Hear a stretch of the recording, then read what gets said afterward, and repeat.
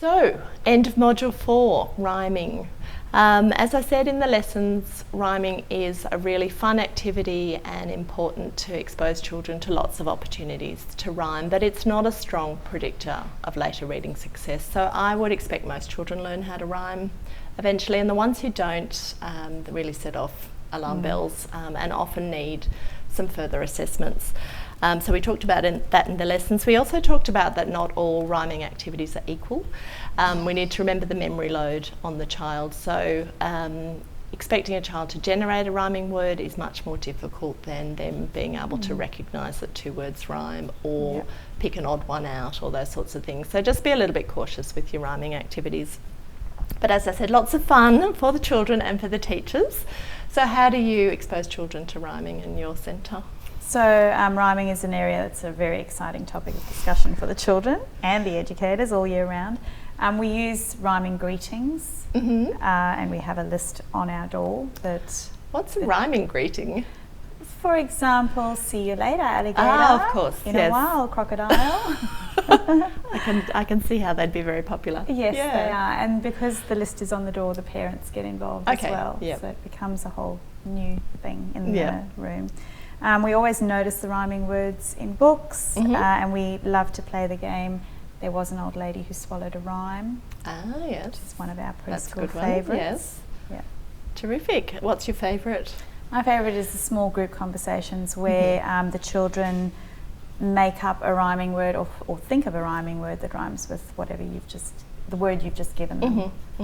And do you accept nonsense words? Yes, absolutely. Great. Yes, definitely. Because as I said, generating a rhyme can be quite difficult, so we need to accept all attempts. And that leads to lots of great conversations. So yeah, you seem to be really into that incidental learning, which is really terrific. My favourite moment of all is when a child suddenly realises what rhyming is, and they then spend the next 3 weeks or the next 3 months telling you all the rhyming words they've discovered since you last saw them. Yeah, gorgeous. Yeah, it's a real light bulb moment, isn't it? Yes.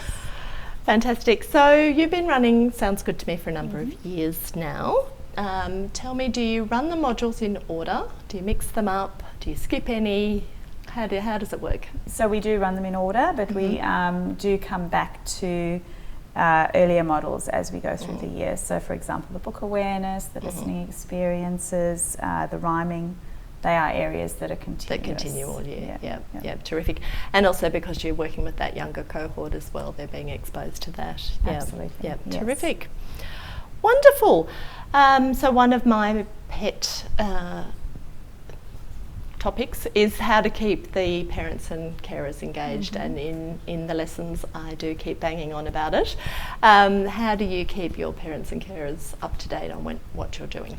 So we have used the letters that are available through the program in the past, but currently what we're doing is in the initial parent interview at the beginning of the year, we share what the program is all about. Oh, terrific. And then throughout the year we update the parents in our daily chats or in our Facebook posts about what the children are learning. Oh, good, yep.